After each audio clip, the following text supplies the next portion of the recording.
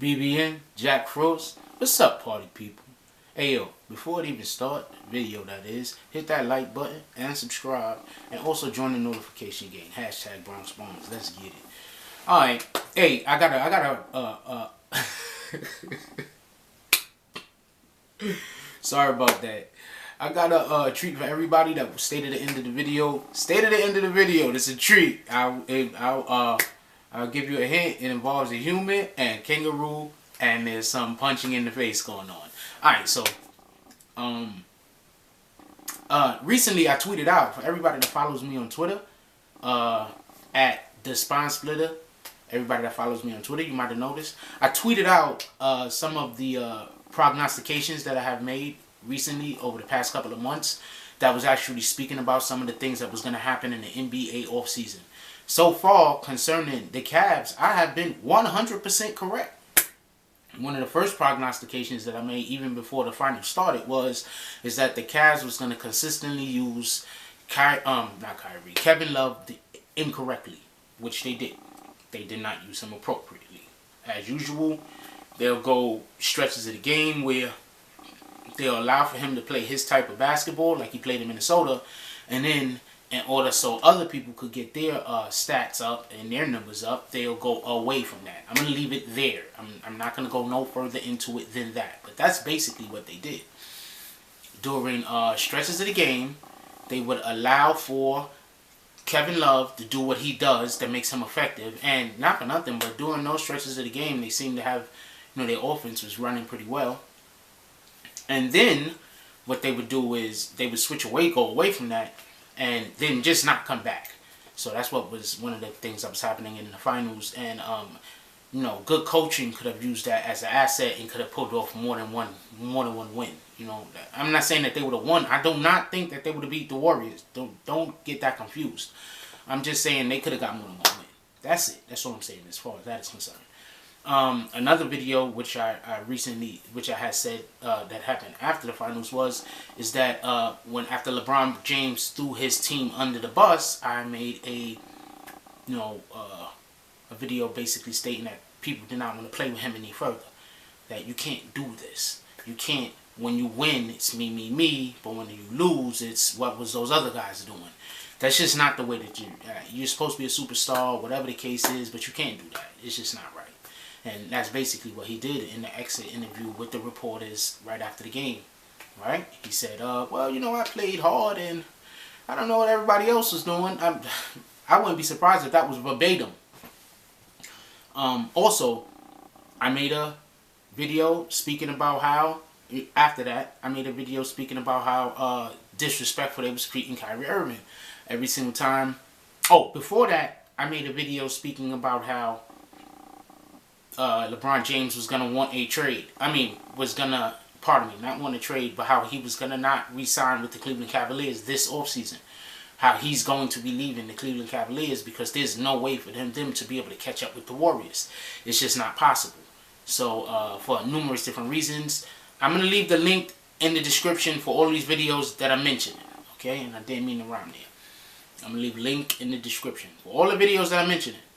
So, I made a video on that. And then after that, I made a video about how Kyrie Irving is going to want to leave because they're treating him so disrespectfully. Player of Kyrie Irving's caliber, abilities, and just stature in the league shouldn't every other freaking week be up on the trading block. It just doesn't make any sense. They consistently are putting Kyrie Irving up on the trading block in order to try to get players that you would have to assume LeBron wants to play with. So, I mentioned how, they were just disrespecting him, and Kyrie Irving should take that very disrespectfully. And then, I also made a video, and just think about, what's going on right now as far as the Cleveland Cavaliers are concerned. You have Kyrie Irving who wants to get traded. You got LeBron that said he's not re-signing, right? You got K-Love, who I'm just going to assume he's just being quiet because, him opening his mouth at this point, ain't nobody going to hear him anyway because all the other drama that's going on. But you have to assume that he does not want to play there any further. You just have to assume that. Who would, right? So, yeah. And I have a couple of other videos and that speaks about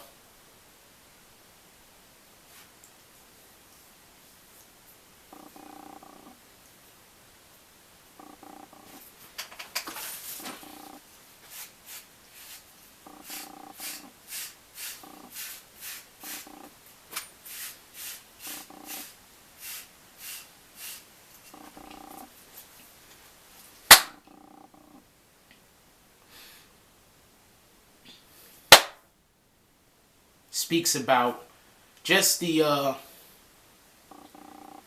disconnect that it seems to be over there in just the organization in particular. All of those links are going to be in the description. This is just for all the guys that just stumble in here, NBA fans that just stumble in here. You just like accidentally click the link, don't really know who I am, don't really know anything about this channel. They just seen Jack Ross show. They say, hey, Kyrie Irving name is on there. Let me see what the hell he's talking about. This is what I'm talking about. I'm pretty good at being able to discern where things are going to be going in certain situations, and you could, like me, I could just see this just developing throughout the season. I could see this developing because he just treats Kyrie Irving like, you know, Kyrie Irving isn't on his level, because LeBron, it just seems to me, is like one of those guys that no matter how good you are, he wants you to know that, you know, he's the man. His ego needs that, you know. There's other guys whose ego don't need that. His ego needs you to know he's better, or think he's better than you, you know. And in reality, if the NBA, in my opinion, didn't give him some of the calls that he get, you know, he'd still be a great player by, you know, by anyone's standards. He'd still be, you know, a great player, but, you know, he wouldn't be on the level that he's at. If you're gonna tell me that they're gonna call the game evenly, right? And when I say evenly, I mean evenly. They're gonna call the game evenly, and you tell me I could get a prime Melo or a prime LeBron James. I'm gonna take Melo every time. You tell me they're gonna call the game evenly, and I could get a prime Kobe Bryant or a prime LeBron James. I'm gonna take Kobe every time. If they're gonna call the game evenly, you tell me I could get a prime LeBron James or a prime Kyrie Irving. I'm going to take Kyrie Irving, who isn't even in his prime yet. So basically, I'm saying I'm taking now Kyrie Irving and LeBron when he was in his prime. I'm taking Kyrie Irving every time. Reason being is, a lot of these stats that people were saying, well, LeBron is doing this, LeBron is doing that. LeBron stays in the game when the team can't win. LeBron is going to make sure he gets a certain amount of numbers. So you can't really gauge LeBron's stats with other top tier superstars, because where you could say LeBron averages more rebounds than this guy or that guy, well, that guy leaves the game when his team can't win. You know, the team is losing, it's the fourth quarter. That guy sits down and makes sure he doesn't get injured and allow the other guys to come in the game and play. LeBron doesn't do that. LeBron stays in the game, make sure he gets his stats. So you can't speak to me about stats with LeBron. You can talk to somebody else who knows a little bit less, who isn't as informed. Talk to them about stats and LeBron. You can't talk to me about stats and LeBron. Because I remember games where the Knicks was either up by 20 points and it's the fourth quarter and Melo don't play the fourth. I've seen games where the Golden State Warriors is up 20, 25 points in the fourth quarter. Curry don't play the fourth. You understand? I know LeBron James fans isn't going to understand that, but I'm hoping other people will get what I'm trying to say. You know, over that fourth quarter where you up all of those points and the other team is now putting in their second tier players. You know, now LeBron James is going against their bench. He only needs 3 rebounds to get a triple-double, 4 assists to get a triple-double. Then all of a sudden everybody wants to make a big deal about how unselfish he is. Yeah, he needs 4 assists. He's going to be really unselfish. I'm just saying.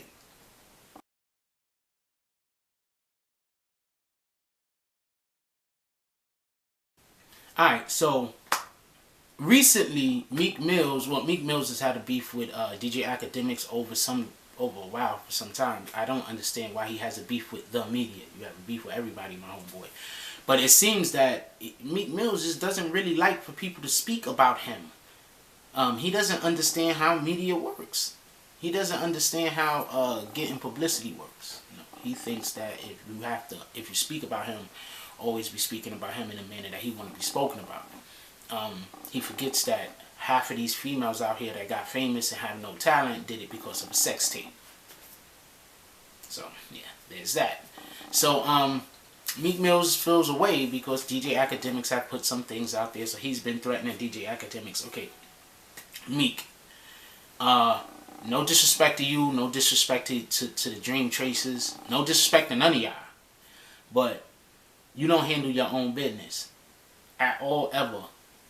I know you claim to be a boss, so therefore you send goons after niggas. But, you know, let's be perfectly honest. You don't have to send 50 goons after Safari. You could have sent one goon after Safari and it would have just made you look better.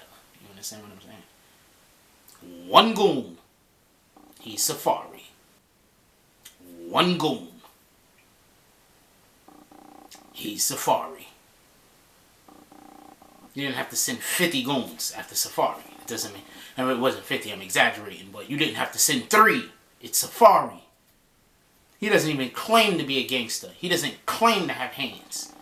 He claims he can whoop you, but he doesn't claim that he can do all these other things to everybody else. And then, now, you're going to go after a guy who...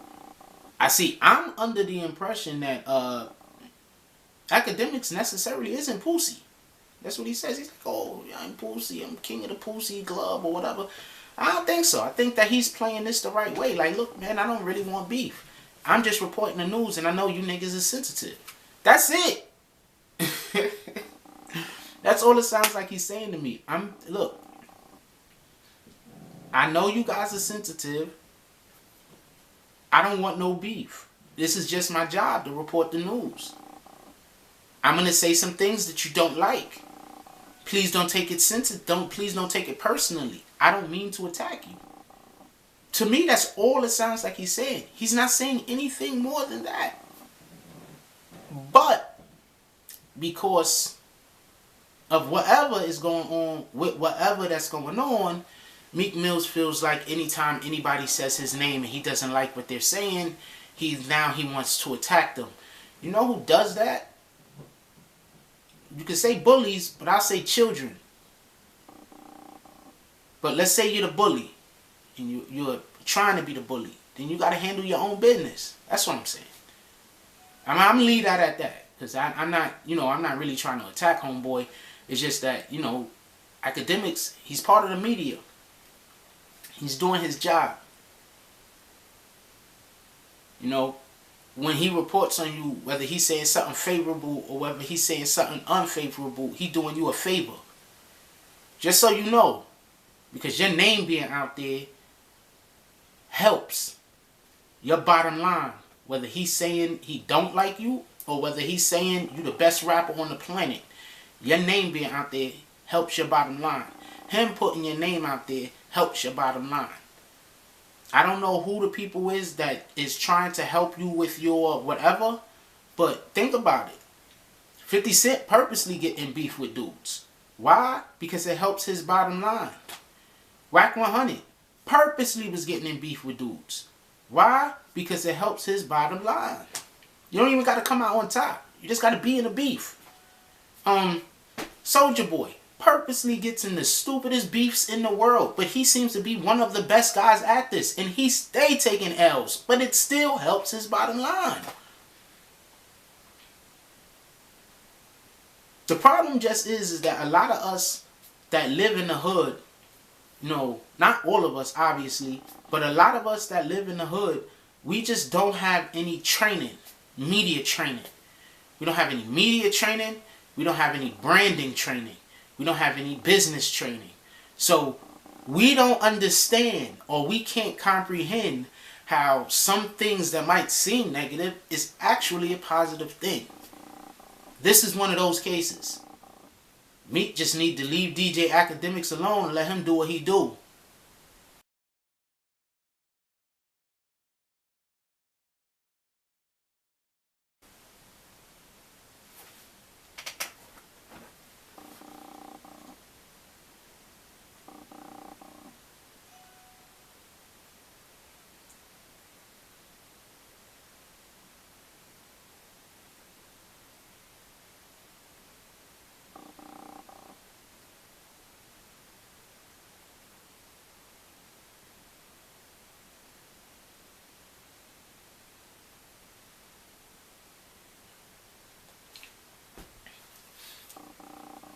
And finally, I want to get to the Adrien Broner Mikey Garcia situation. Yes, that fight is tonight, ladies and gentlemen. I plan on being out in front of the Barclays Center at least 2 hours or 3 hours before the fight. And when I'm there, I'm going to try to get some kind of, input on what people think about the fight. Because, I'm not going to be at the fight, so I got to get back to actually watch the fight. So we're going to see exactly what pops off as far as that situation is concerned. So, yeah, the fight is tonight. Everybody watch it. And make sure this video go up today. Everybody watch the fight. We want to get some numbers on that fight. Everybody watch that fight. It's going to be a good fight. People forget, Adrien Broner is undefeated at 140 and below. He's undefeated. Mikey Garcia is undefeated at 140 and below. Adrien Broner lost, but he lost to bigger guys, and he lost when he wasn't in condition, or in the condition that he could have been in. I'm not going to say not in condition, but in the condition that he could have been in, And I think he's taking this training camp extremely serious. His waves is gone. Like, that's how you know a dude is taking something serious, or he's going through some real mental distress. He'd be a dude, his waves, everything is popping. You know what I'm saying? His clothes, everything is straight. You know what I'm saying? He's on top of the world. And then the next time you see him, it just looks like he's slowly digressing. He's moving down. There's probably something mental going on. He's under a big deal of stress. Or he's taking something so serious that everything else is just falling at the wayside. Right now, I think this is one of those situations where he's taking something so serious that everything else is falling to the wayside. And we're going to look for a fight tonight. Somebody prognosticated that they believe that both men are going to drop at least once tonight.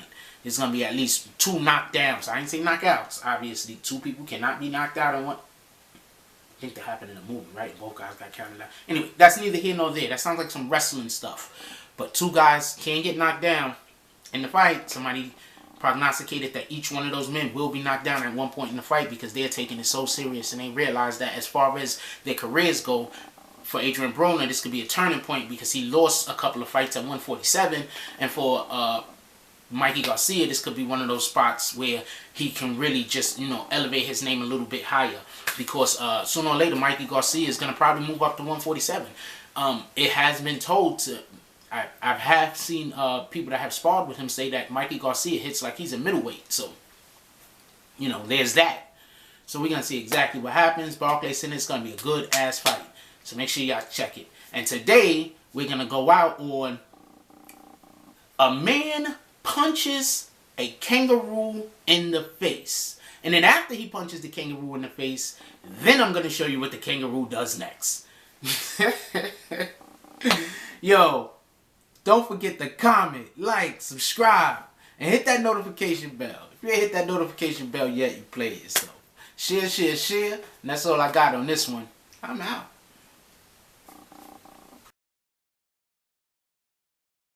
Whoa, go! But all is not as it seems. The big buck actually has hold of the dog, not the other way around. As Greg runs in, we realise this could get dangerous.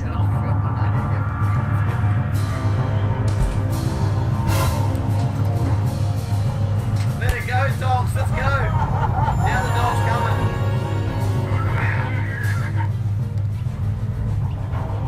Well, we're not sure what's going on here, but the Roo has the dog, not the other way around.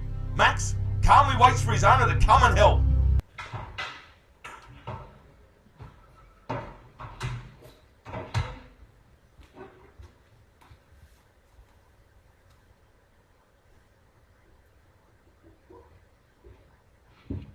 Don't you scratch my window. Oi!